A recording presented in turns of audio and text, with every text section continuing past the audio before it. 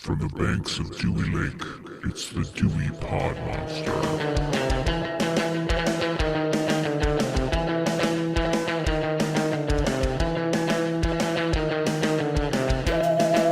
All right, welcome back. My name is John, and this is the Dewey Pod Monster Podcast. This is the original podcast about consumption, and with me this week is the original authority on Michigan craft beer. His name is Sean, and he is the host of the Dewey Pod Monster Podcast. Sean, how are you doing today? I'm good. I just got back from selling some dirty blue balloons. I didn't pick up the lyrics enough to know if that's a reference or not, so I'm going to assume it is. That's a song. It's a song. Okay. What have you been up to this week? I don't know. I have no idea. The week has gone by in a flash. It just seems like it just keeps coming, keeps going. I haven't had much time to really watch anything. I don't know why. Like, I haven't been busy. I've been really tired. That's what I've been doing. Been being really tired. The only thing I really got a chance to watch, and it kind of goes along with the, in a way, theme of the episode. I watched the Wham documentary on Netflix. Have you heard of this? I saw that. I haven't gotten a chance to watch it yet. I will. It's Wham. It's pretty good. So, it's pretty good. yeah. They got a lot of footage. Andrew Ridgeley, his mom, I guess, started creating a scrapbook when they started the band, and they started showing up in the papers and, magazines and stuff. So she has a lot of these scrapbooks that she put together that chronicle their career up until their breakup. And there's a lot of footage of them outside of music videos and outside of TV appearances and stuff. There's just candid kind of stuff that they have of them. And it really goes pretty in depth into their relation, Andrew Ridgeley and George Michael's relationship. I didn't know that there were two women in Wham, Shirley and Pepsi. What? Shirley and Pepsi.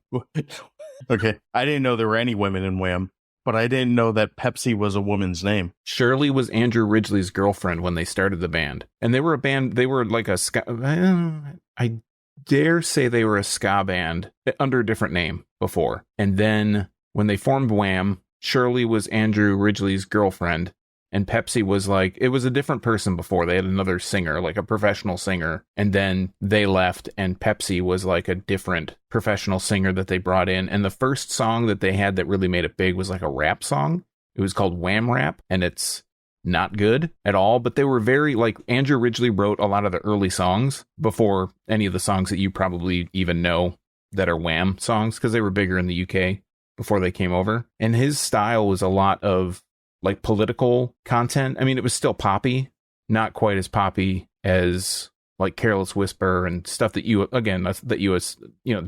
or whatever, Wake Me Up Before You Go. Right. But they get into all that. It's really well done. Their music, I mean, I'm not a huge Wham guy. I know the hits and stuff. I didn't realize this, and this is kind of not really, it's a minor spoiler, that Last Christmas, the song that they made, the Christmas song they made, they donated all of the proceeds of that song to African relief causes, because they did it right around the time that Band Aid and Live Aid and all that stuff.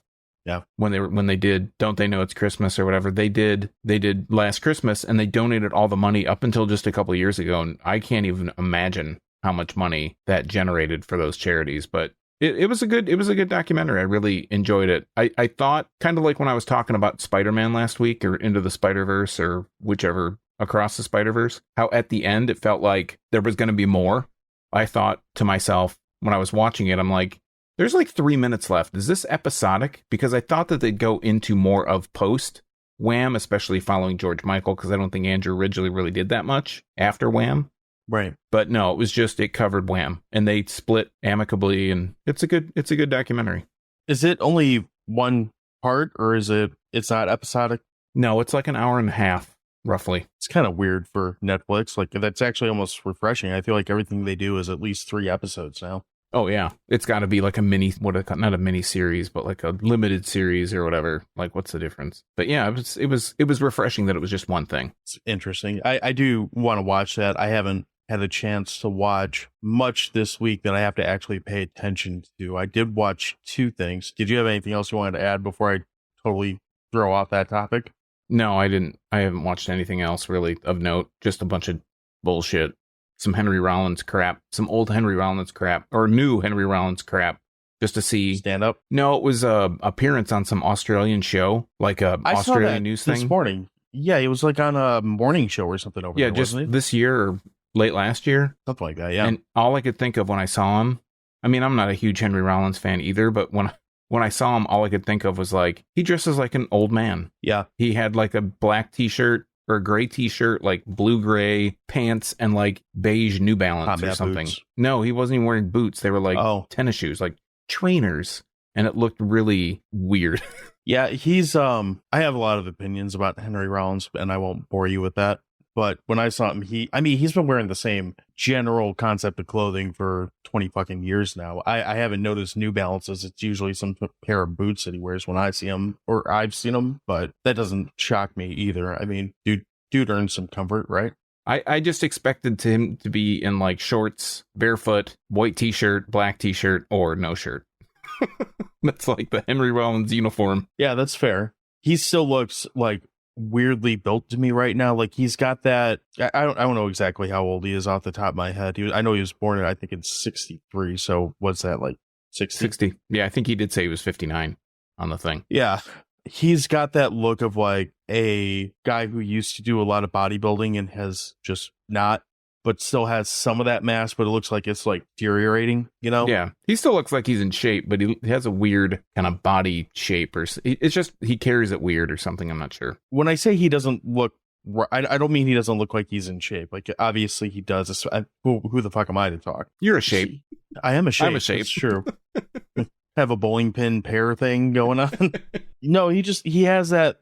He looks like a 60-year-old man who used to do a lot of exercise and now just eats better or something. That's a very eloquent way to put it. Yeah, well, I caught the movie this week that is definitely going to get talked about again, but I'm going to pitch it to you this way. It's a movie called Kill Her Goats, which you're probably a little familiar with this, but this movie is a solid ratio of like 60% boobs, I guess, plural, not just one. One boob. Just one. Uniboob. Right. 60% boobs and 40% insane goat head chainsaw, occasionally fireworks, like chaos. And that's basically the whole balance of this movie. When you said insane, I thought you might follow that up with clown posse, but no clowns. No, I've already pushed a couple clown topics back that people have asked about specifically to save your sanity a little bit. How much of this is targeted towards me? That's what I need to know. This clown, whatever. The most recent one is not at all. Okay, I can live with that. Terrifier might have been a little bit, but this one's not at all. So anyway, yeah, Kill Her Goats. It's a utterly insane movie. It's not very long. I'm not even sure it's very good, but it is 100% something that's like right up the alley of this show. It's something, and apparently all the actors and writers are on strike now, so we might as well swim around and stew in whatever crap's currently available because we're not getting anything new anytime soon. I think there's enough in the pipeline that will probably be okay for a while. But yeah, I think... Yeah, just a little bit. Yeah. There's going to be a big gap once it runs out. I said to my wife, I was like, it's a good thing that we primarily focus on garbage movies from like 1980 to like 1994. I did see someone recently on Twitter said something like, I don't remember who it was, so pardon me, whoever it was that said this, but like, these guys watch a lot of movies you probably would have never heard of. It's like, yeah, that's cool. I'm glad you noticed. Right. The other one that I watched, and this was inspired by the You Run podcast, they did an episode about it this week, and I had just forgotten how utterly insane this movie is too. The movie Demons, which is from 1980 something, 85. It often gets called a Argento film, but it's not. Some other dude, but it is a batshit crazy movie. Familiar with it?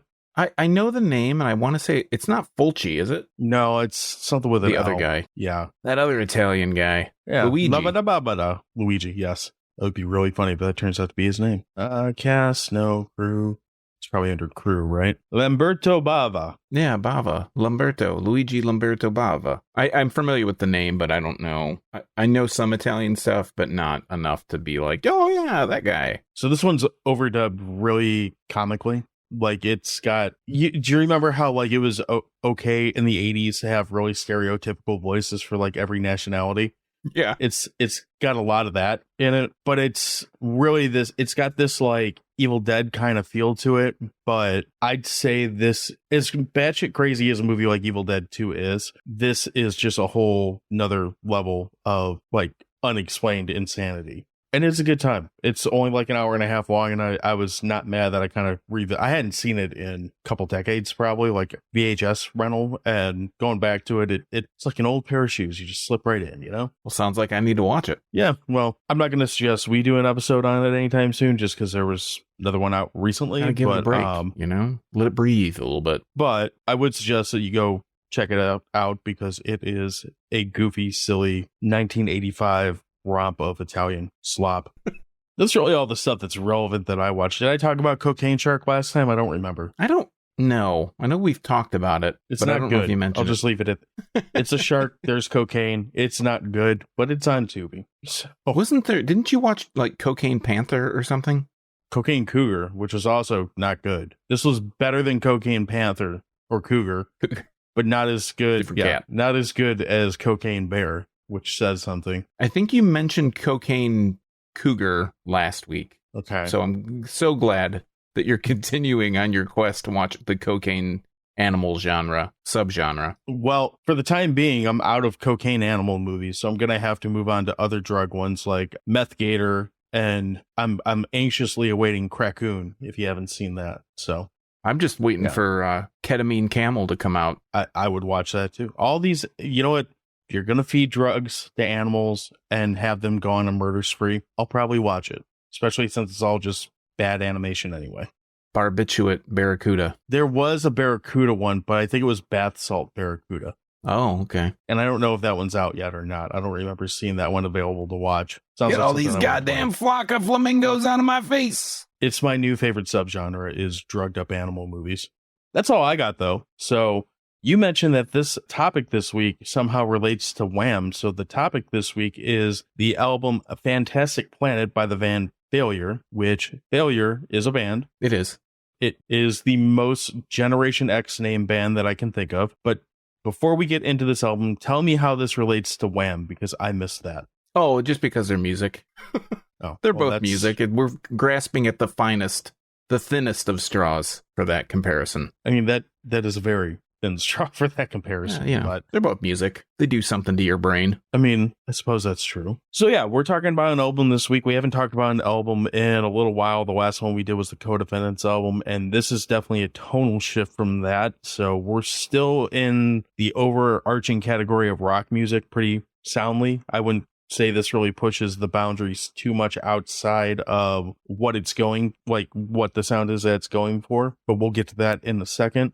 This was an album that Sean picked. So Sean, tell me or tell us why we're diving into this album. Well, I don't know. It's been a while since I really listened to this in depth, and Failure's a band that I've seen a couple times. The first time I saw them, my first concert was Failure was the opener, Flaming Lips was the second, like the mid act, and then the headliner was Tool. So that was the first concert I ever saw. That was at the Phoenix Plaza Amphitheater. And Can I interrupt you for a second? Yes, you may. Was this one of the tours where one of the guys in the band was playing with Tool? I don't think so. Okay. We got there kind of late. Okay. Continue. We got there late to the well, maybe. I don't know how late. I mean, this was like 1993. It was like right after Undertow kind of got really popular. You know, when Sober was out, it was a big crowd. Summertime, you know, one of those things. I think I was a junior or a senior in high school, went to this show, really liked them, kind of, you know, I think, like I said, first concert, so it's one of those things where I didn't like, Flaming Lips did not grab me, because I think Tangerine was the song from them that was big when they were on this tour, and I don't like that song, and Flaming Lips are okay, but Failure was the one that I was, you know, I kind of latched onto, and that's been kind of a theme for concerts. It's always good to see those opening acts, and a lot of times you can get like a band you've never heard of, you know. This must have been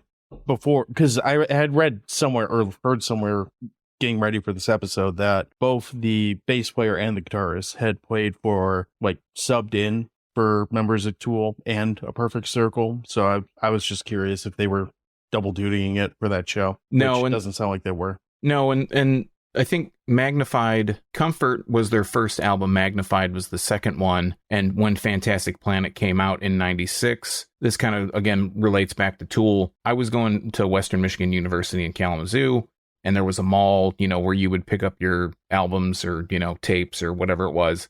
And I went to the store, whatever record store it was. I don't think it was like a Sam Goody or not a Harmony House, because they didn't have Harmony House in Kalamazoo, but I went to the store, the record store, quote unquote, to go look at some albums, something to buy. And this album was on the shelf. And I was just looking, you had your bands you'd look at. Oh, okay. Is something new from these guys? And they had this album. So I took it to the counter, paid for it. And the guy who rung me up was like, oh, hey, do you like Tool? And I said, yeah, I do. Coincidentally, I don't know how we got into talking about this, but I'm like, yeah, I have tickets to the show in Detroit, but my car like blew up, almost literally, like exploded. College problems. Yeah. Yeah. So I didn't have a ride. I had 2 tickets to this Tool show at the State Theater. It was after the Enema or whatever, however you pronounce the actual name of that album. After that came out, they did a really small tour, like a really small club tour. Well, I guess State Theater is not really a club, but it's a smaller. I mean, by Tool standards, I'd consider that a club. Especially now. Yeah. And the guy was like, yeah, I have a car. Like, if you want to give me a ticket, I'll give you a ride. And I was like, sure. So because of this album, I went to this probably one of the best shows I've ever seen. I've seen a lot of concerts. You've probably seen more than me, but this was like one of the more like intimate. I think there was like 17 dates on this tour that Tool did, and went and saw this Tool show with a total stranger. And every time I drive on, I think if there's 94, there's like an exit that has a gas station with like a little shitty subway, like in the gas station. And it's not the one. I've stopped there several times. Not the one by Ann Arbor. It's a different one. And I just remember it's closer to it's Jackson. Yeah, Jackson and Marshall. It's close to there too. And every time I drive by that I think of that all the time. Like we stopped in there, and the guy, I don't remember what his name is. He got Subway. But yeah, this album had a lot of history with this. Listened to it a lot. When I was in my dorm, I had one of those Iowa like multi-track or multi-CD players, and we were in the other room, and all of a sudden, like the stereo turned on and this album started playing. Like one of those really weird experiences. I'm sure somebody could have come in my room and turned it on and left and me not know. But just a lot of experiences with this album and this band. Okay. This for me is the first time that I've heard this band. Mm-hmm. Truthfully, even heard.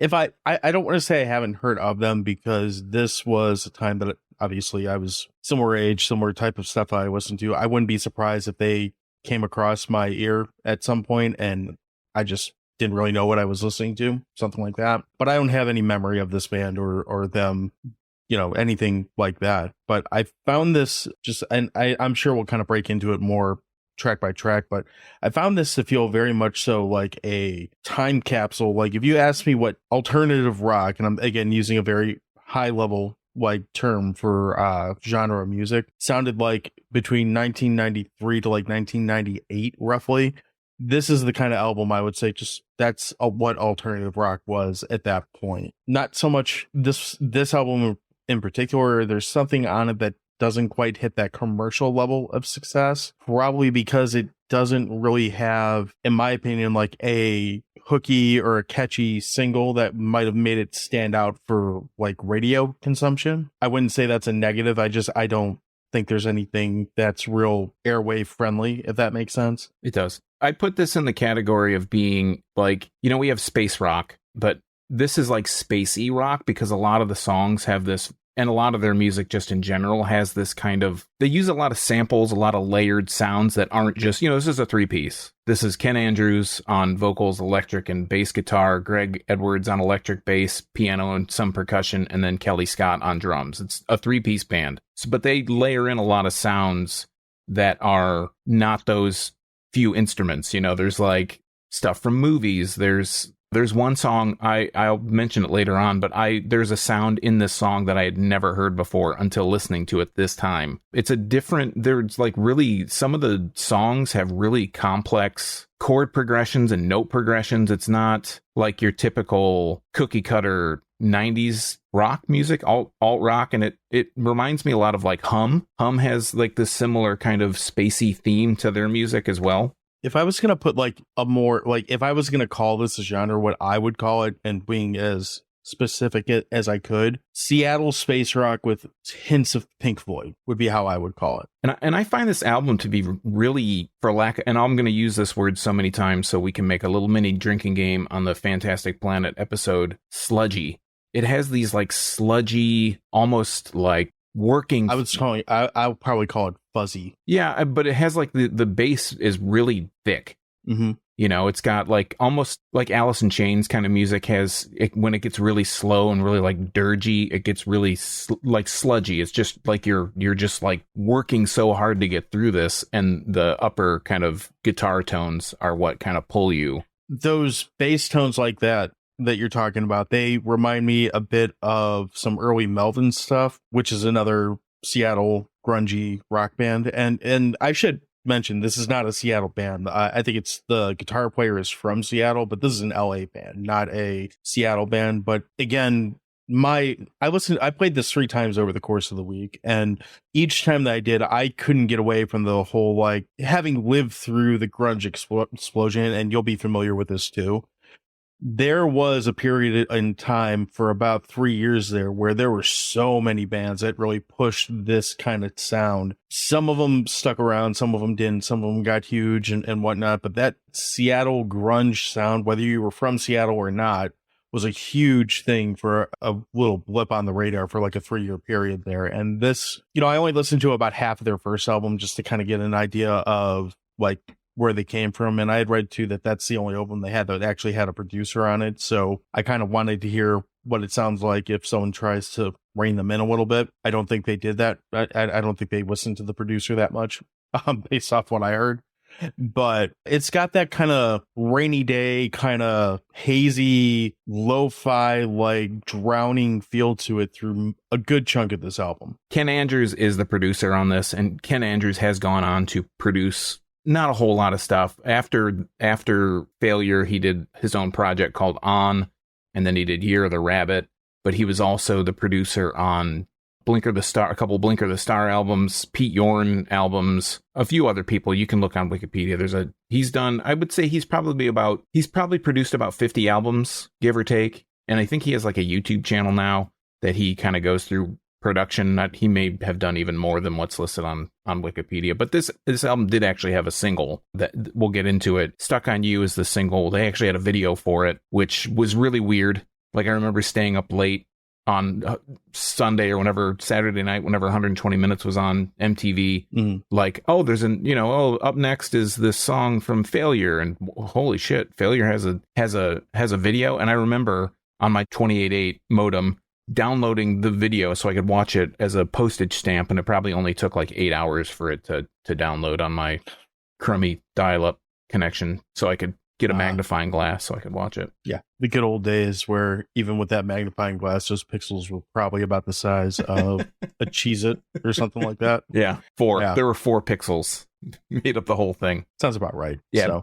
So this, like I said, this is the 3rd release from Failure. They were on a record label called Slash Records that got picked up by Warner Brothers. This album kind of sat on the shelf for about a year because there was a bunch of dispute over basically what was going to happen with Slash Records. There's a lot of interesting bands that are on Slash or were on Slash Records. We mentioned we had a whole episode about a Misfits album. They were on Slash for a little bit, but there's bands like L7, Faith No More, Failure, of course, The Germs. There's a lot of interesting bands. X, classic band. If you ever want to go down a rabbit hole of really interesting, like late 80s, mid 90s, like rock bands, the Slash catalog, you could do a lot worse than diving into that. So the album itself didn't really do all that well because it wasn't promoted very well because of, as you could guess, a record label being acquired by another one. Everything was up in the air. They actually shopped this album around. So the album was critically acclaimed.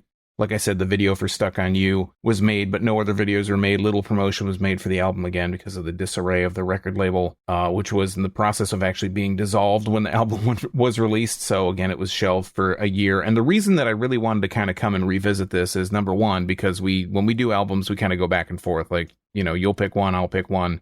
The last one I picked was Boards of Canada, Gio Gotti.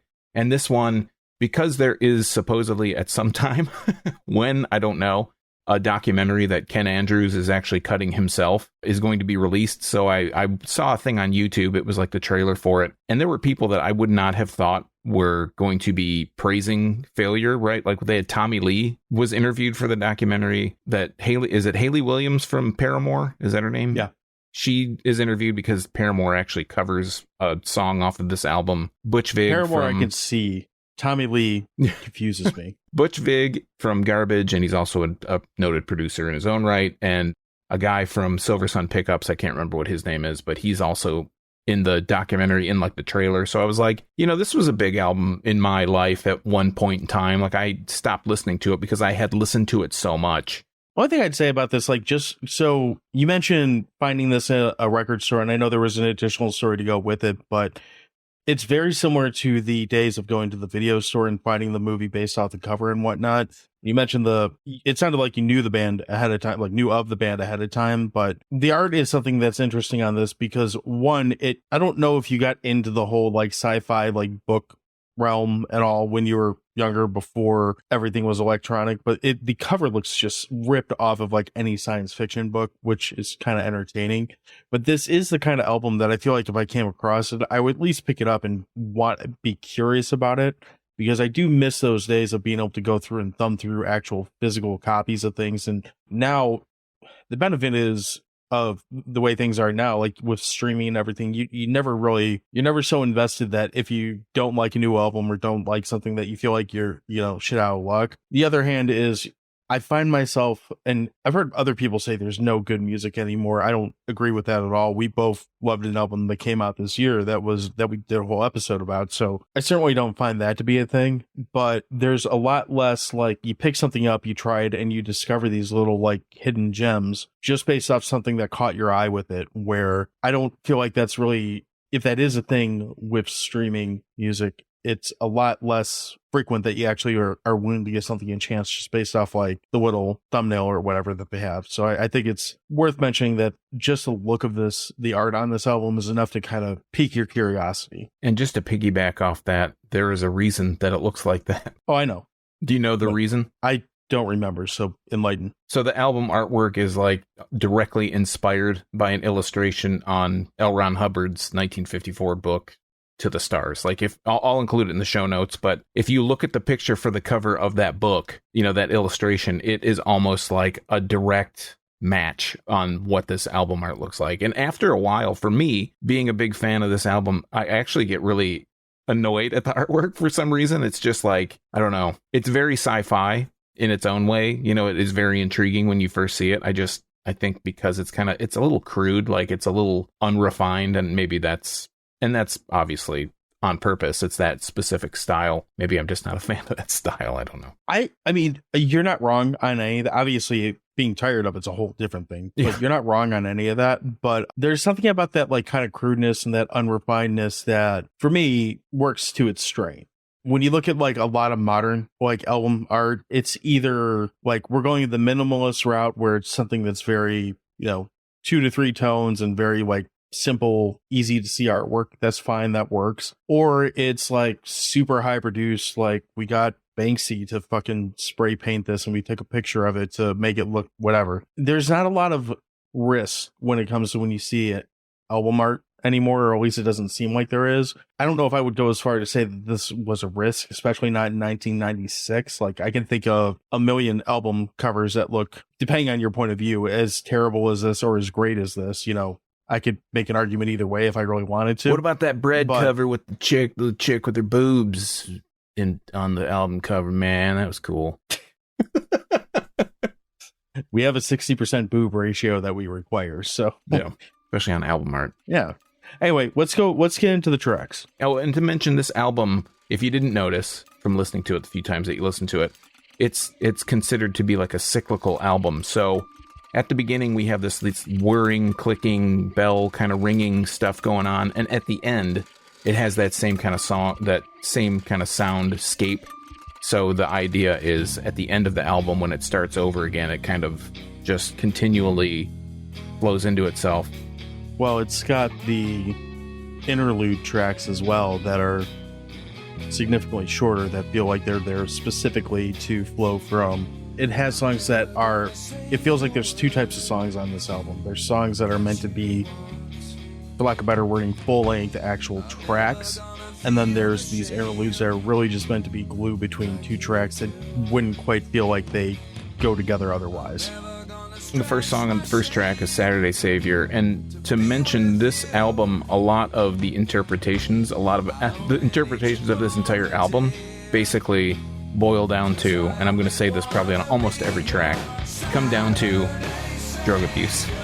The album is almost universally accepted to be an entire album about heroin and heroin addiction and substance abuse.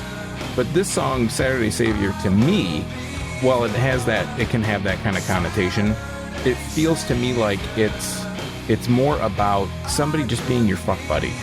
There's some lyrics in there, it's like, I'm never going to say the words that you want, and I only need you for the day. Stuff like that. It's like someone's using someone else for sexual gratification, and they kind of just see the person as, you know, like I said, like a fuck buddy. They don't think of them as a serious thing. So there's that drug connotation to it, but there's also, I kind of give it this other meaning. That's just what I pick up on. I didn't think of it from the sexual standpoint at all.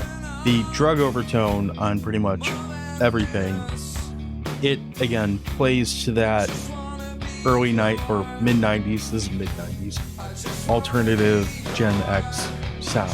Like, again, this is before the whole, like, revelation or curse of rap rock and all that, where it's angsty and it's angsty and it's almost like melodramatic with its sound, but it has that like thick fuzzy tone through the whole thing. You'll probably hear me say fuzzy more than I can count. More than I'll say sludgy. It's gonna be a race. It could be. This song has that really, like, this is what I'm kind of talking about when I say sludgy. Like, this song, the stuff going on in the background, or the bass line is just that really thick, really just heavy, like, it almost bogs down the song, but you have those guitars. I do really enjoy the production on this album. I think the production on this album is some of the best 90s rock production that I've heard. Like, the production itself, I feel like, could be modern. You know, it's like modern production, whereas, you know, you listen to Albini or Steve Albini or some of his stuff, it's so like smushed together, whereas this feels like each thing is very clear, and the highs are very clear and high, and the lows are very low and muddy. Well, even if you compare it to some stuff in this genre, like, take for example Nirvana's first album, Bleach, it sounds like it's recorded in a trash can through half of it. This does not sound that way. This has a very clean production on it, for sure. And that's something that really, one, that hangs through the entire album. Like, there's no point where the quality or the sound quality dips. But if you put this on in like on a pair of headphones especially, and I would strongly recommend this album, or at least a handful of tracks on this album, especially in the headphones, you really get a good tone for that bass line, that deep, crackly, sludgy, fuzzy feeling that we're racing for. It really does have like a heaviness to it that's really quite characteristic of its time. It hits those like high notes and it kind of pulls back a little bit, gets a little bit more melodic, and goes back into the chorus where it pulls you right back down with it. All right, so the second track here is Sergeant Politeness.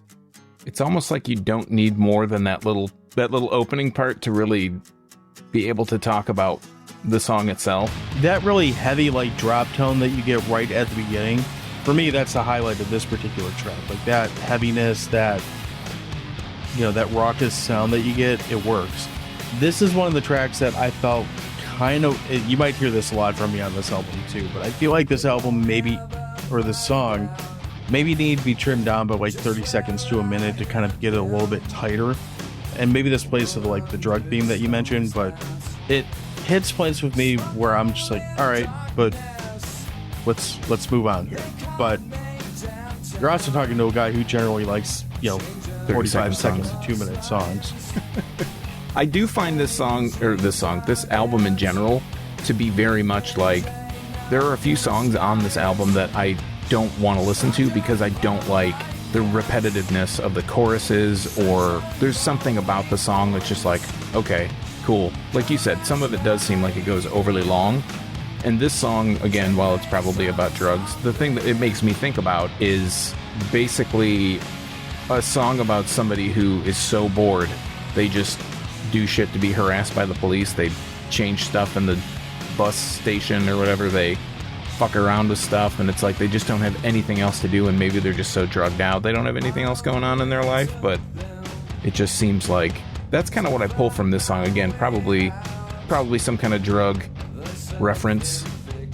But there is a center section of the song that kind of comes in, and it's a little bit, and I do find this in the rest of the album too, like Ken Andrews' vocals, he gets to this point where he pushes and he pushes and he pushes, but there's never like a screaming moment or like a yelling moment. Like his voice, it never gets overly aggressive, the voice. Like while the guitars, the bass are so fuzzy and sludgy and muddy, they just don't ever, they are hitting very hard, but the vocals, they get to a point. There's one or two moments in the whole album where he gets to the point where he's like, he's really rocking out, you know, with his cock out, but the rest of it, he's so withdrawn and pulled back. It's kind of, it's a good juxtaposition, but it's sometimes you just want him to just let it all go.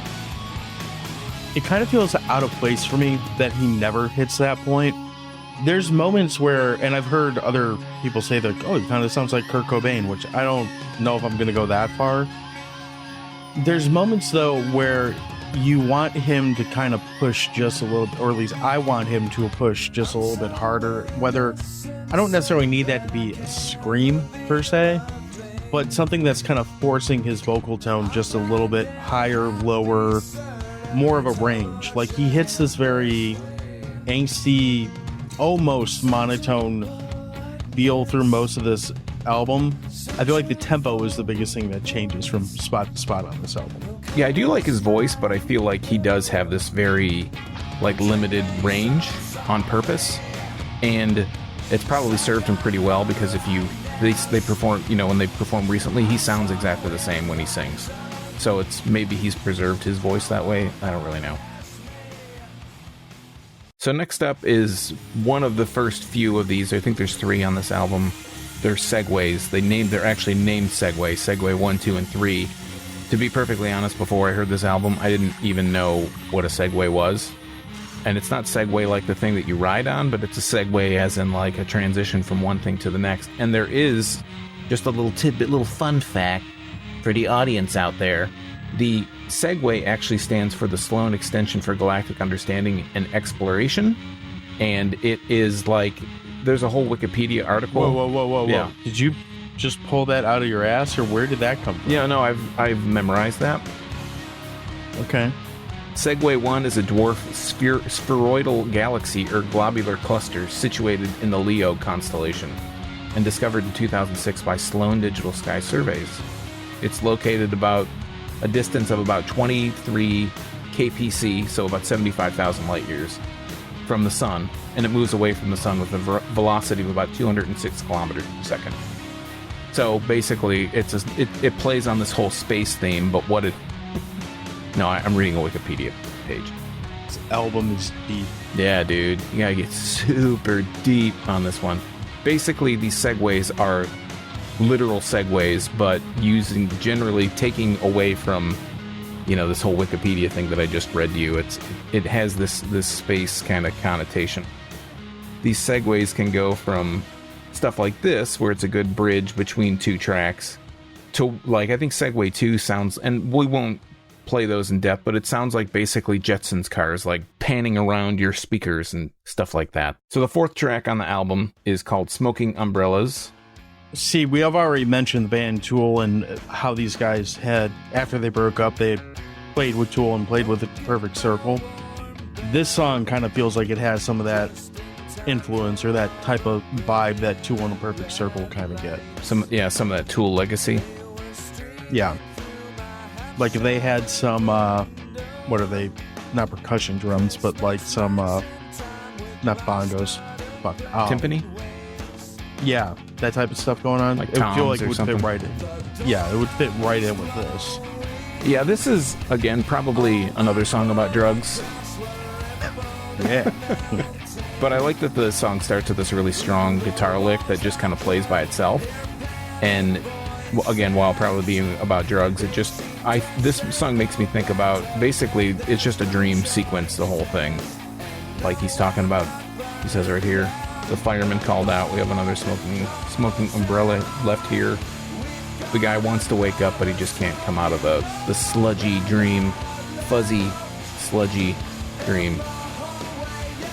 There's moments with some of these where lyrics like that, they're fine on their own, but this album, after a while, you kind of get to a point where like, are you just like the smartest guy in the room, or am I that like thick that I'm not figuring out what you're going at here, or is it just drugs?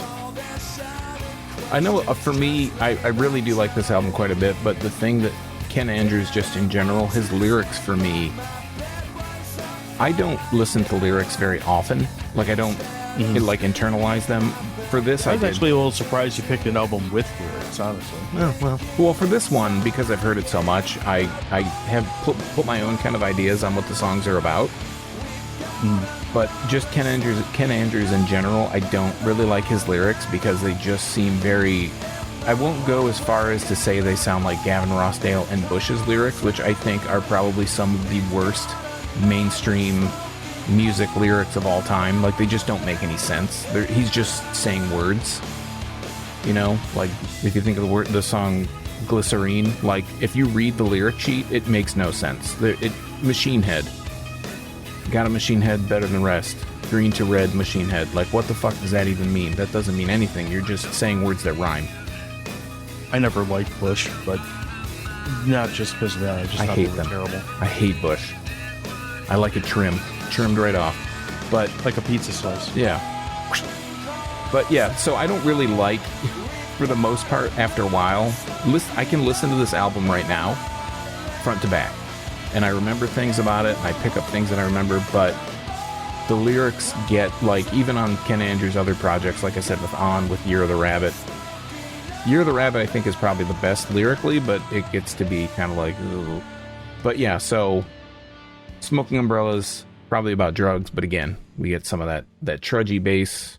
Anything to add before I move on to the next one? No. All right, so the next song up that we've got is called Pillowhead, which I think might be the only song on this album that probably isn't about drugs. Could be, though. I feel like, if I remember right, this is the song that I felt like should have been the single, or like could have been more of a single. This is the first song on the album where I really remember noticing hit. So we mentioned the vocals and how they don't really stray a lot from his tone. This song, though, is the first one of many to come, where I remember he hits this weird high note on chorus and then goes back to that same tone before. It works better on this song than some of the other ones because that bass line that plays through the rest of the song is so strong. And again, it feels very period appropriate for this type of music. But the chorus definitely is what makes it feel like it would work as a single because it's catchy enough. And maybe because it's not about drugs, it's just about sleeping in. Oh, that's what you think it's about? I don't know. I think it's about jacking off. To be totally honest with you, like, I know there's lyrics in every one of these songs. They didn't stick out enough to me to really pay too close attention to them. As like, it sounds like it's about drugs. Okay. He's talking about never fighting with a girl, and she's a faceless queen. He's going to spend the night with his pillowhead girl. I take that to mean that he's just going to jack off instead of dealing with the other thing. But shit. The thing, yeah, with the shit that you have to deal with. So this song, we get this big kind of, all these songs kind of carry this momentum. Even the first segue has this momentum. It's building all this momentum. And then the next song that we jump into is called Blank. And when I start to play it, it's a real change of pace. So let's hear that.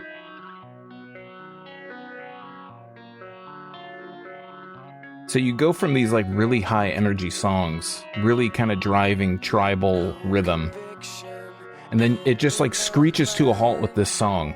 It's almost a ballad. You know how slow it starts to move at times? This song to me felt like something that would be at home in a 90s young director rom-com. Think like, I know this is not our favorite person, but think like Chasing Amy era Kevin Smith. When he realizes that the girl, he can't have her because she's not straight, and he's going to have her anyway because it's Kevin Smith. There's another song on the album that makes me think of that too, but... Okay, so it's not just me. I'm glad I'm... No. Okay. No, it does have that kind... You could, like you said, you could totally see it fitting in some rom-com or something where the guy... The interlude where the guy's like overthinking what he did or didn't, or whatever, you know. Yeah. But the song's about drugs. That's usually part of the rom-com too. Yeah. I want some dampened spirits and black and bitter spoons. I'm not looking for reflection. I'm living on the moon. So the black spoon, burning it up. Clearly just about tea. I don't know what you're talking about. Yeah. This does have a really, I don't know if we'll get to it, but there's a really cool sound. I don't know if it's a sample or what exactly it's from, but it sounds like when someone goes like breathes in, it's like this, a woman almost laughing in the background here. Let's see if it's right in here. I don't think I caught that. It's buried low beneath the gilding. What the fuck? Did you hear it in the background there? I do. Yeah, I did. I did not catch it prior to just now, though. It's like my favorite part of the song. Because I just heard that part, that like sticks out so much. But this song, he kind of actually pushes his vocal a little bit. He gets this little screamy kind of section. And then from here, we move on to the next segue 2. This segue in particular is the one that I said sounded kind of like the Jetsons. To me, it reminds me of Jetsons, very spacey. You get the little zooms. Oh, spacely sprockets. Cogswell Cogs, what the hell's going on here? Astro, get back here, Tralfaz. Sounds a little bit like a Mad Men theme, too. Which wouldn't have been a thing when this came out, but... Mad Men? Yeah, a little bit. I haven't heard that in a while. Here we move on to Dirty Blue Balloons, which I mentioned in the intro. It's another low, mellow song. I feel like this segue kind of reaches back into it. They kind of go together. This might be the most obvious heroin reference on the entire... Yeah, I mean, there's lyrics about burnt spoons and, all that good stuff. Let's give it a listen here. There's a lot of this that has a little bit of that, like, college jam rock feel. Not like what college jam rock is now, but again, what 90s college jam rock was. It's where you get that, like, little bit of, like, distortion that almost sounds like when you plug into an amp. The use of the distortion pedals that kick in. Again, this is not a negative, but it hits those hard, grungy notes, but it doesn't do it quite as hard as some of their, like, contemporaries. Like, it never hits that. And again, this goes to what we said about the vocals as well. It never hits that, like, screamy point. It never hits that, like, point where it's pushing it too far. But it does, and this is almost where you can compare it to Bush. And I know that's not where we want to go, but it hits those, like, musically, and as far as, like, the guitar tones and the bass tones, it hits that level and those rhythms and those, like, sounds. But it doesn't push it anywhere past that point of just saying just the tone of it. It's almost like the music is fully, it's fully produced, fully EQ'd and everything, and the vocals have this, like, hard limiter on them where they'll only bump up to this certain point and they won't go above it. Yeah, for sure. It's like the way it's I think it's like a combination. It's like the way the album's produced and it's the style of the singer. So it's not like an inherent thing. It's just like, no, this is a decision that we made. We want it to be like this. And maybe we've heard the voice go high. It's got hit some high notes, and some of the stuff doesn't always sound the greatest, but they're there. High notes are there. And then the tone just never hits that next part. And I feel like, again, this is obvious drug reference song. And then I feel like this is like the second half of the album. After segue 2, we start to get, there are a couple songs that I don't really, this is kind of the lull for me. Not the next song, but the 2 after that. Segue 3, and then after segue 3 is like my favorite part of the album, which is the end. Not because it's the end, but I feel like the strongest part of the album is the end. It's interesting you say that. This is around the part of the album where, for me, and I felt this way each time that I played it. Mm-hmm. Part of why I played it 3 times is I wanted to see if admittedly, my short attention span, I only like hour and 20-minute movies. I don't like long things, I didn't know if I was, like, spacing out, because this is a longer album. This is like an hour and 10-minute long album. There's, like, a little chunk in the middle of this album where it really just feels like it all kind of blends together. Yeah. Now, I think it was the Boys Canada album. You mentioned that you like having something on where you just can kind of have it on, and it's almost like background noise. Like that's kind of what you look for with an album. It hits that for sure. Like you could totally, if you were, this is the most like stupid thing to say about an album that's so heavy about drugs, but if you were just like home on a rainy afternoon and cleaning your house or something, this is the kind of album you can put on, and it has those heavy notes where you can just kind of hear it, enjoy it, and just kind of mindlessly go about whatever you're doing. You can jam out a little bit and then just like keep doing what you're doing. Yeah, go back to pushing a mop or, whatever. It hits that, but it does really kind of blend together a lot for a little, like, almost like a highway exit for part of this album. Let's move on to Solaris, which is another upper tempo song. And this is a mid-album song, I guess, that I really... We're mid, for sure. This is like the high point of the middle of the album for me. Like, some of the stuff in the beginning I like. I think the end of the album is much stronger, like leaps and bounds better than the beginning of the album. And this is like a high point in the middle, this song, for me. I agree. This is one where he's pushing his vocals a little more, which I like that. Yeah, there's a little bit more strain in his voice. I really like this kind of chorus section.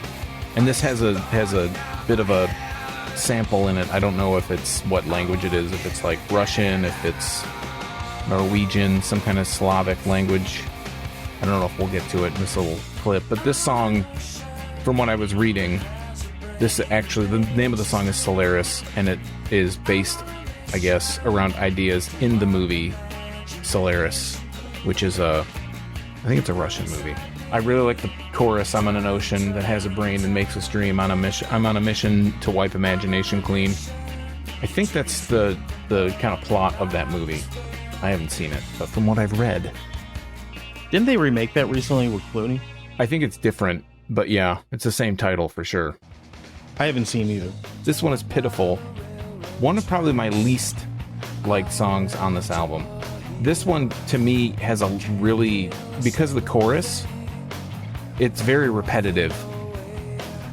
This one, you're right. It does feel repetitive. It just kind of hits the same thing. It doesn't really experiment too much. It feels almost like a filler song. Yeah, because the chorus is like... I think it's like pitiful, laughable, once again silent. You're pitiful, laughable, once again silent. The chorus probably only says it a few times, but it just feels like it just over and over and over, and just please move on to the next thing. So again, I feel like I don't want to spend a lot of time on these couple tracks because these are, like, to me, some of the lower points of the album. So if it's okay with you, I'm going to move on to the next one, which is Leo. Yeah, this is another one, like I said, this is definitely that chunk of the album where it feels like a lot of this just plays together, almost. It's 4 or 5 tracks, but it feels like one big, long track that just kind of blends together. And I feel like this song is like Sergeant Politeness, where it's about I feel like, other than drugs, it feels like it's a song that's about a person that's just so bored that they're doing shit to get in trouble or to excite their life, basically. I feel like this is actually a continuation of that song. Leo is that guy, and he's kind of like, he's done with whatever and he's leaving. There's like a whole, I think there's a verse about like dogs chasing him and he gets in his car and drives away or something, like it rips at his arms and stuff, and I just imagine those to be police dogs for some reason. I didn't really get the impression of police dogs. I just got the impression that he was a typical 90s dirtbag and that dogs were chasing him. So then we move on to Segway 3, which, again, this is like a bit of a downer segue, considering the first one was a little bit more of a rockin' segue, and the second one was more the Jetsons kind of feel to it with the panning of the motors and whatnot. And then this one leads into the next song, which is the one that's probably listening to this album or listening to this band didn't realize that this song was a cover when it was covered by Perfect Circle. But then we go into The Nurse Who Loved Me. I didn't know it was a cover, but I also didn't know it was a Perfect Circle song, so... Oh, yeah, Perfect Circle probably had a little bit more success, or a little bit more... I think it was a single for them off one of their albums. 13 Steps, I think, is the album that's on. I don't know if I mentioned it, but I'm not a Maynard fan, so Tool, Perfect Circle, all that stuff. Not my thing. All right, podcast over, John. Nice knowing you. Yeah, we've had that conversation a couple times. It hasn't happened yet. We still have to talk about Nail Gun Massacre, so. All right, let's let it get into the little chorus part. I do like the Sesame Street-esque keyboards. Yeah, like the off tune. Yeah. And then after that first opening chorus, it does start to get rockin'. So it does get rockin', but it doesn't get as rockin' as and sludgy and fuzzy as some of the earlier songs. I think that this song for me is, I like it, but I feel like A Perfect Circle did it maybe a little bit better. And you said you're not a Perfect Circle fan, but it's probably the most like accessible song, that one of the most accessible songs that they do, because it's a slower one. It's a little bit lighter of a track. There's something to be said about writing a song that can be covered by someone else and made better too, though.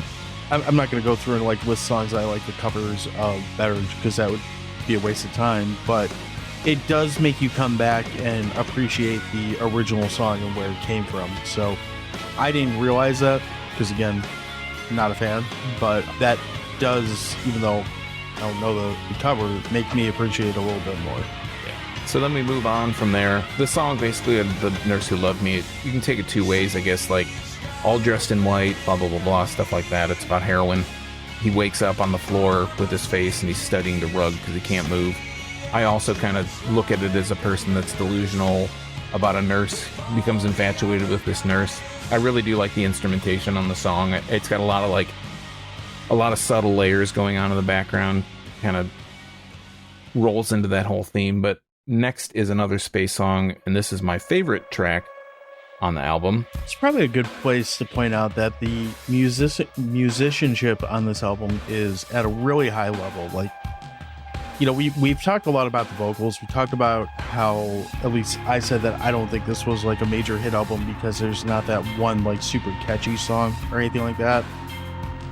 But every single song on this album, with the exception of the ones that are like heavy on like samples and shit like that, like take that out of it for what I'm about to say, it's almost like they took like, okay, this song we're really going to highlight how good our drummer is. This song we're going to really highlight how good our bass player is. This song we're really going to highlight how good of a musician our guitar player is. Each member of this three-piece band really has their moment to shine at different points on every single track of this album. Yeah, for it being a three-piece, it has monster sound. Like, it is super fleshed out. It doesn't sound like a three-piece. I mean, I've heard two pieces that sound really good, very full, but this is like the most full-sounding three-piece I've heard. I really like this song because of the drums, like you mentioned. It's got that real kind of driving, kind of almost, like I said before, almost tribal, but they have all these layers, samples. I don't know what all is going on in the song. I don't really know what the song's about. This is one that doesn't seem like it's druggy, but it seems more like it's about space. Yeah, like an astronaut that's kind of pining for this girl that, or his woman or whatever, that he's just not ever going to see again. And this song reminds me, it really has those really strong, again, space rock, as in literal space rock kind of feel to it. It reminds me a lot of Hum's album Downward is Heavenward, which is another album that I really enjoy, but it's very like math based and very space kind of themed. It might be an album that we talk about in the future, but yeah, I just really like this song. It's the one standout for me on the whole album. I have a different standout, but we haven't got there yet. Okay, so next up, maybe we'll get to it next. Next one is Stuck on You. Let's just play it. This is one where I can see why they tried to make this the hit for the album. Like, if you're going to try to push a song, thinking back to what rock music was in 1996 when this came out, this is probably around the time, like, Filter was probably pretty popular for that one song they had. Which one? They're Hey Man, Nice Shot. Well, they have two songs they're popular for. They do? Yeah, Picture or whatever. Do you want to take my picture? Or whatever the song is called. That one. Oh. That was like when they got soft. There were a lot of bands around this time that had that one or two songs. I'll say one or two to you know, for the sake of argument. Yeah. This song feels like it would have fit into that rotation of, like, you mentioned 120 minutes, where it's like, we're not Headbangers Ball, but we're also not, I don't think TRL was on at this time, but we're not TRL, for lack of a better term. This feels like it would have fit right into that rotation. Yeah, it's the most commercially available, I think, song on the album, and makes sense why they made the video for it. You know, this was like, I think it hit 23 on the charts. It was like their best. I think it hit 23 on Billboard is what I saw. Probably the alt charts or something.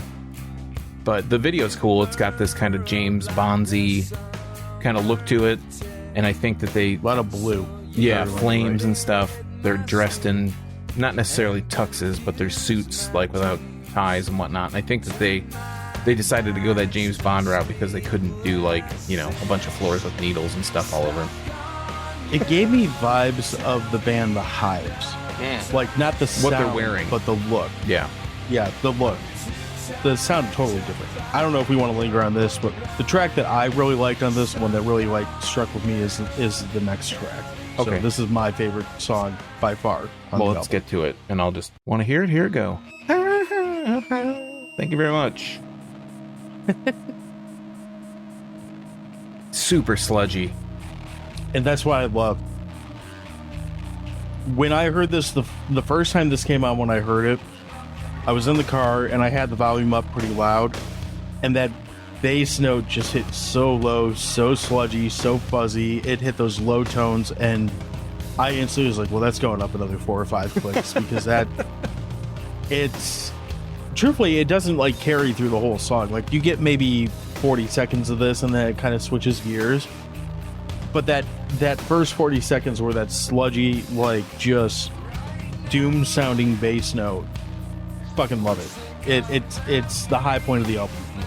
I feel like this song almost has the most relation to how sludgy and how deep, and, like, doom is a nice kind of descriptor. The words kind of go with it. Like, he has lyrics that are like, I know my faith has meaning, but I've forgotten why. It's so important to me, I can't remember why. And obviously, again, about drugs. It's just so down into this like feel. But the thing that I think is weird is that this song is the only song on this album that has any kind of swear on it. He says fuck.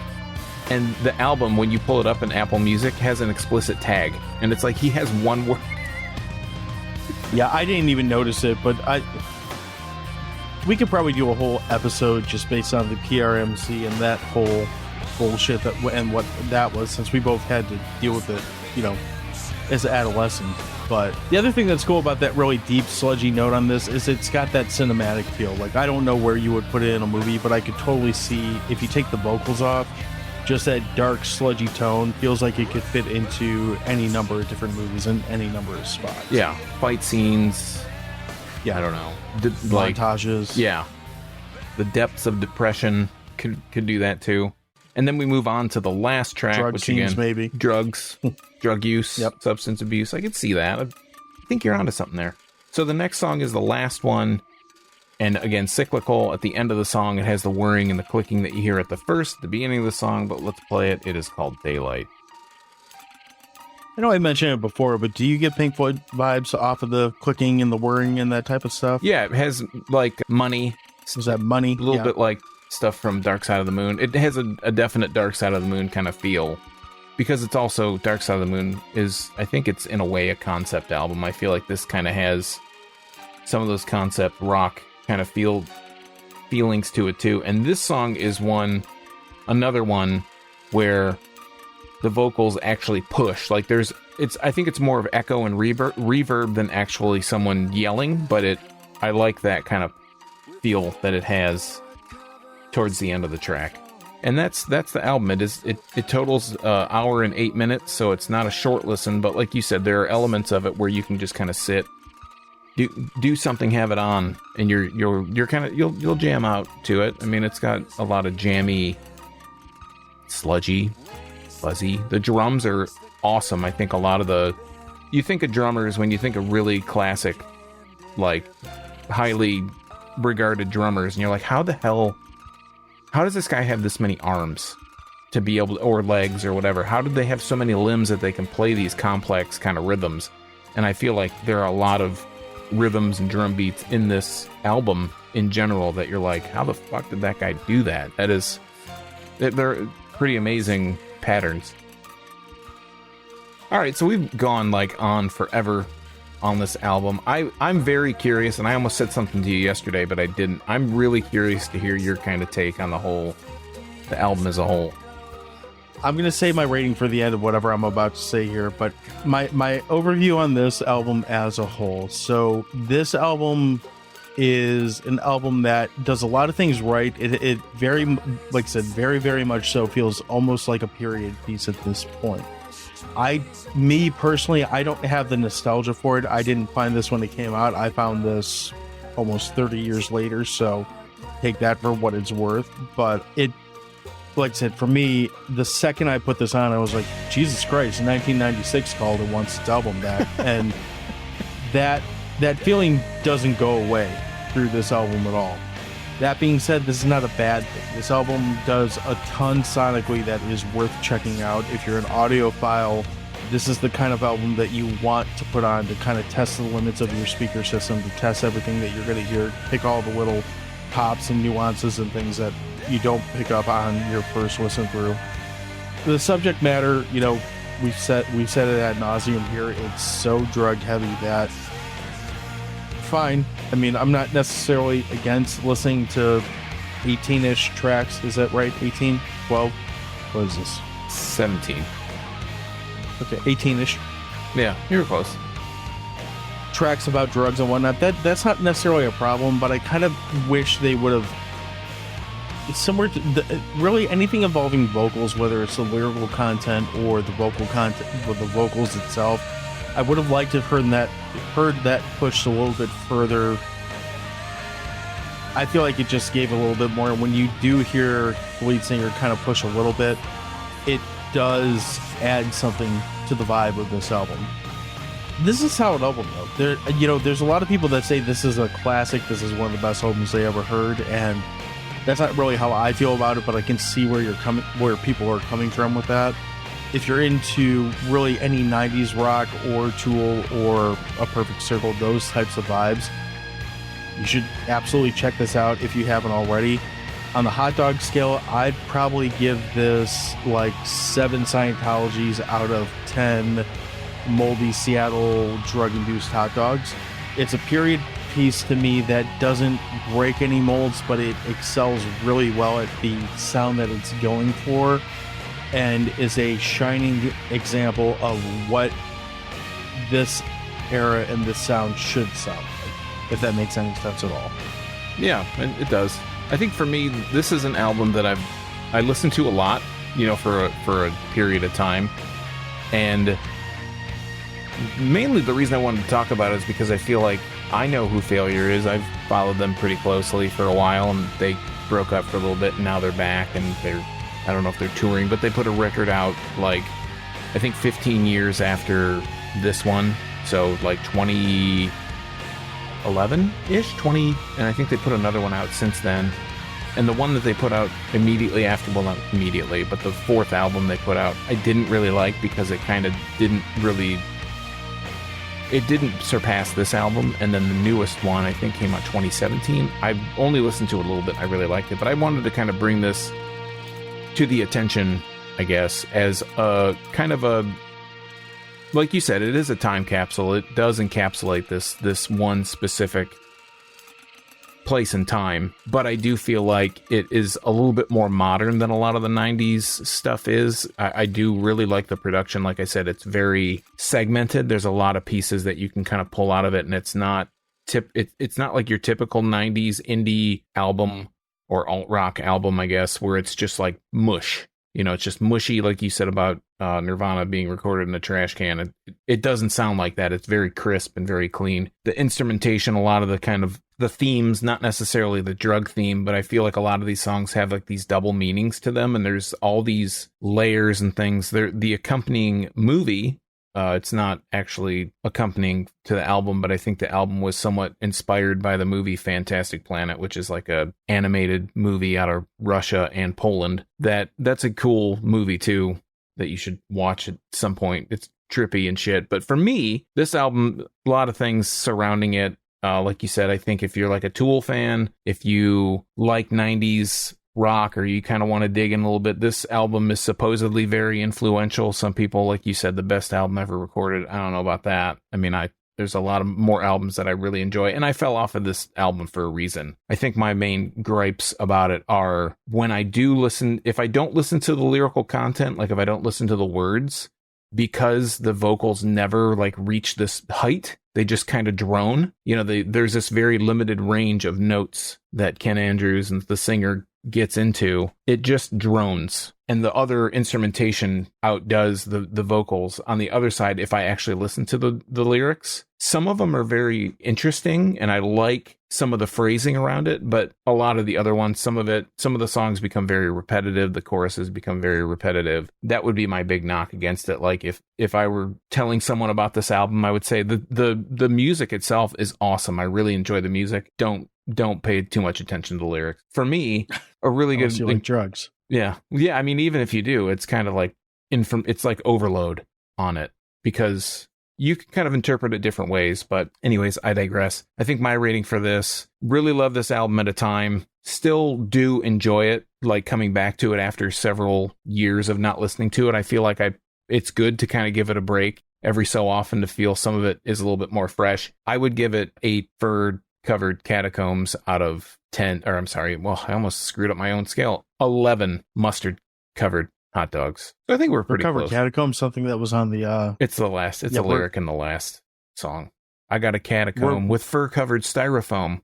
That's what it is.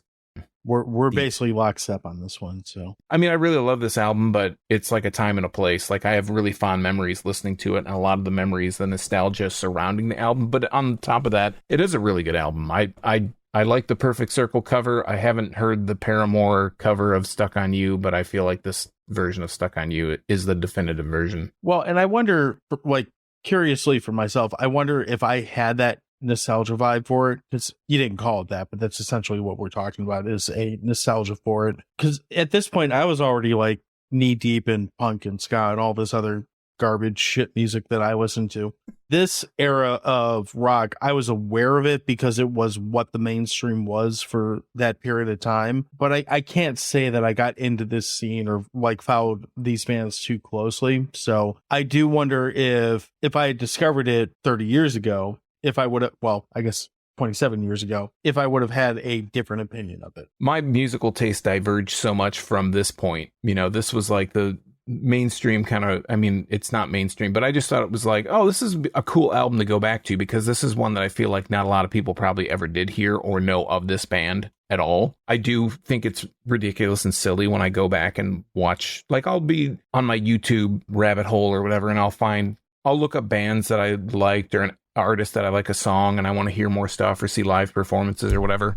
Yeah, I fall in that rabbit hole way too often. And when I see people say that how great the album is, it's like, it's a good album, but I don't think it's the greatest album of all time. Like, I don't think the band's the greatest band of all time. They've done some good work, but there's like so much other stuff out there that, you know, there's too much to listen to. I mean, I mentioned, I'm not a Tool fan. I'm not a Perfect Circle fan. I can see the building blocks to that type of music and what Tool is and what, like, from something like this. And I don't know where this is timeline wise, like if this band predates Tool or is after Tool, or if they ran, you know, at the same time. I think they're very parallel. Know. Yeah. It's clear. There's a clear link there. Like if yes, this, then check out B or whatever. Yeah. So it makes sense for me, but like I said, that's just not the scene that I got fallen into. But we're running long, so let's get into our question of the week, because it would not be relevant to carry this question of the week over to anywhere else. We're going to do it right fucking now, goddammit. The question of the week was a pretty simple one. This would be something I consider more of an under-the-radar album. The question of the week is, what is an under-the-radar album from the 90s that you love that no one else has heard of? So some of these We actually have a few answers now that we did not have when we started recording. The answers that we got before we started recording, we'll clip some songs in for you. I'm going to read off the ones that we got that were not submitted before we started and say, sorry guys, no music for you. Going in some sort of order here, Sean's Hank at Tyler Burnham on Twitter says, Seeger Pimps, Becoming X, which was released in 1996. I'm very familiar with this cover. I don't know how under the radar this album was, but I'll allow it because I have no idea what it is. You'll allow it. Thank God. Are you familiar with this one? Yeah, they were kind of on the edge of trip hop music. So Six Underground is this. What is trip hop? What? Are you serious? What? All right. I know my next album. No, my next album picking. So think of like, it's got like down tempo music. It's like almost hip hop, but it's like even slower and kind of trippier. So think of bands like, I mean, the seminal bands that you would think of are Massive Attack, Portishead, Morcheeba, bands like Sneaker Pimps. So Six Underground is their mainstream hit. I honestly don't know more than Six Underground if they even have a second album, but Six Underground's a good song.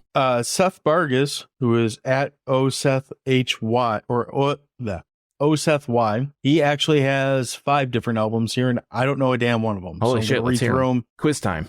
Pinhead Gunpowder, Shoot the Moon. Don't know it. That Dog, Retreat from the Sun. Don't know it. Discount, Half Fiction.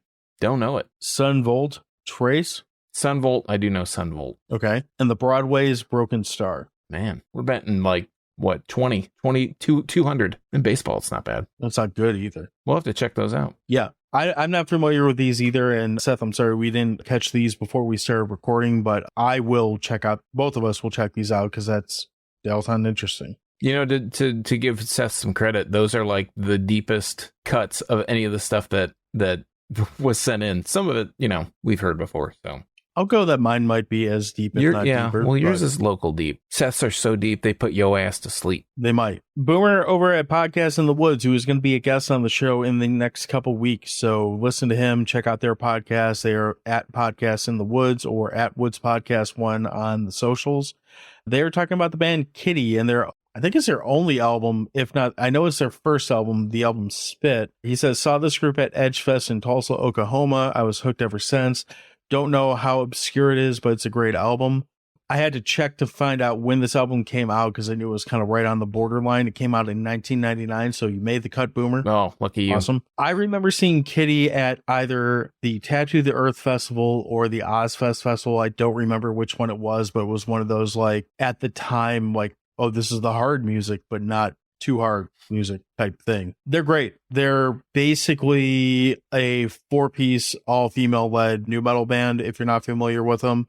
If you like stuff like Korn, Limp Bizkit, Mudvayne, Cold Chamber, that type of stuff, this is right up your alley. Just with female-led vocals is what you're going to notice the difference on. I've heard of them. Got that going for me.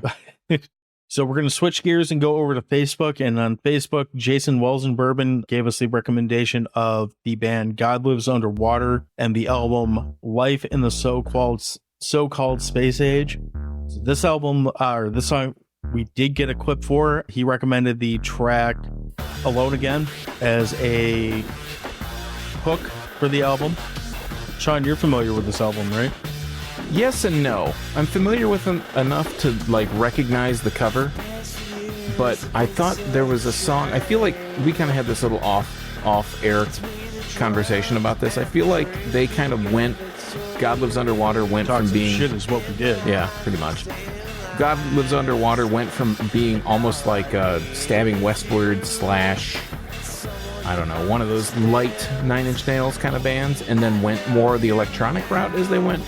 As their career kind of went, or as the albums kind of went. I believe this is their first album, and I had to listen to a couple tracks to be like, what is the track? Because I'm familiar with this one of the single I think that came off this. I don't know if Alone Again is that single, but I was like, oh yeah, no, I know the song, but it's not the one I was thinking of. So I have like a tertiary kind of familiarity with the band. You're more familiar with them than I am, so I'll go for it. Switching back over to Twitter, we start with Not That Bad Cast, or It's Not That Bad Cast. They gave us the recommendation of the band Big House. They say this band came and went in the early 90s. Their first album was stellar. And what is the track that was recommended for us? So I have Dollar in My Pocket. Yeah, this album, or this band to me, has kind of got this, like, just coming out of the Motley Crue era, like, hair metal type bad, but not quite knowing where it's going to go yet. It's got some solid riffs and licks to it. I can see where the appeal is for it. Not going to lie, it's not for me. It very much has that early 90s rock feel to it, like almost hair metal, but not quite. Like, it's, I don't know, it does sound a lot like Motley. Well, I'd say Motley Crue's a little too hard. It sounds like Warrant or something along those lines. So Kind of that hair metal Poison type thing. Yeah, Glam exactly. rock or whatever. And then Dr. Snakes, or Dr. S. Snakes, or Adam on Twitter gave us 2 recommendations. So the first group he recommended is Ruth Ruth and their album Laughing Gallery. And Sean, what song did we pick for this one? I went with this song called Uninvited. It was the one that had the most streams on Apple Music. It sounds like, again, total... You cannot mistake 90s, Oh, God. no. like, I don't know, pop punk or... Production. Yeah. We had hair metal. That's what it is. God It's Lives 90s Underwater. Production. Yeah, So. it has that very samey. It's almost like a stark contrast when you go from... We go from Failure's Fantastic Planet, how we said all the pieces are like, they're stacked in this really nice kind of format, and then you go to these other songs and it's just like... Did you see the fire album hose. cover for this? Yes, I did. I will say this: the one thing this has in common with Failure is drugs, because this album is fucking drugs. I like it. Like, the album cover is great, but Yeah, it's got some real fucked up stuff you on got it. like Dick Tracy's brain in like a jar or something. Some magician with a very drugged up looking rabbit, and I don't know. You think that's I think that's like a wren in a rabbit costume or something. Ren from Ren and Snippy in a rabbit costume. Yeah, it's And a it's lady fucked looks up. like she's about to get stabbed with her eyes like boggling out. So the other album that Adam recommended is by Gravity Kills, and I can't read what this album's name is, but I'm okay with that. It's not nearly as drugged out of an album cover, but what song do we go for this? So with Gravity Kills, we've got Guilty. You've heard this. Yes, I have. I don't, yeah. I thought this was Filter, actually. This is in 7. No? I'm just pantomiming along with the song here. This song's in 7, right? I think it is. I think it is and it does sound very much like Filter. So I could totally see that relationship. This is kind of that same Stabbing Westward, Filter, 9 Inch Nails Light kind of vibe that was really popular right before like nu metal. And I think it actually came along with nu metal. It was around the same time, but it's like industrial light music. It's Yeah, not quite absolutely. in industrial music, but it's not like Skinny Puppy, it's not Nitzareb, it's not Ministry, it's not like hardcore industrial music, but it's not like rock stuff either. So that's a blast from the past right there. So we want to thank everyone for writing in. We will continue to put questions up and answers for every episode. That's pretty much what we got. Sean already gave his pick for an Under the Radar album. That's what this episode was all about. So that leaves me to answer the question. I go way back to the album 10 Songs and Then Some by the band The Scholars that was released in the local Detroit area. This is a local ska band for me that I fell in love with when I was in high school. Now, this band broke up for a little bit and came back and re-released the same album as The Telegraph. So if you decide you want to go looking for this, you can find the same album in 2 different spots. But it's just a really solid third wave ska album. It is really about 18 songs altogether. There's a lot of little like interludes and cut clips in Segues? there. Segues, yes. But it's just mellow, like groovy ska stuff, and I absolutely love that. Sean, do you have any opinion on this? I don't know if you listened to it before we came on. I listened to a little bit of it. I'm not a big ska guy, but this is pretty good. I thought the Telegraphs. When did that version come out? Right around the, like 1998, 99, not long after this. Okay. So I think they got into some kind of legal thing where they had to change the name. From the Scholars Because they, like I said, they re-released this, Yeah. and then they did a second album that's not as good in my opinion. So they re-recorded the whole album? They didn't re-record it. They basically, the original album is like a really royal blue color, Yeah. and they changed it to like a more sky blue tone and just put the Telegraph instead of the Scholars on the top. Other than that, it's the same album. Oh, okay. But yeah, that album from the Scholars or the Telegraph, whichever you want to call it, has been out of print for quite some time. I know you can find rips of it on YouTube. If you do like ska, if you like that kind of groovy beach music, absolutely worth checking out. A very cool local band that never really had the chance to blow up or go anywhere, but I would call them kind of the definition of under the radar. Like, I don't think they ever even had the option to peak on radar. They were never even a blip. You got anything you want to add before we wrap on this? We've gone pretty long for a Dewey Pod Monster episode. No, I just want to say again, if you want your answers read on the podcast from the question of the week, just answer us on social media. Also wanted to say thanks for sticking around because we know this is a longer one. Absolutely. So you can find us on all those social media outlets at Dewey Pod Monster. We are on Twitter. We are on Facebook, Instagram. We are on Threads, which is the new thing. We're on all that shit. We post the questions of the week every week before we record. We record at 10 o'clock Eastern, depending on what day, usually the same day that we post the question. So whatever day it is, 10 o'clock is kind of the cutoff time. But thank you for everyone who answered. Also, aside from following us on social media, please subscribe, like, share, all that good stuff on Apple Podcasts, Spotify, or on our site, crap.town. And just as, if not more importantly, Sean, tell them where we can find your beer stuff. Boy, if you're into Michigan craft beer, you can find me at youtube.drafttherapy.com. Have a bunch of beer reviews there. Got some other beer content about going to places, talking about people, talking to people, talking about things. And you can find it at youtube.drafttherapy.com or on all social media networks at Draft Therapy. That's right. Stuff and things. That's what we got for this week. We'll be back next week in a shorter episode, I assume. We promise. Yeah, back to our normal, like it has to be shorter than whatever the fuck we're talking about. Yeah, that's all we got. Have a good night. Cheers.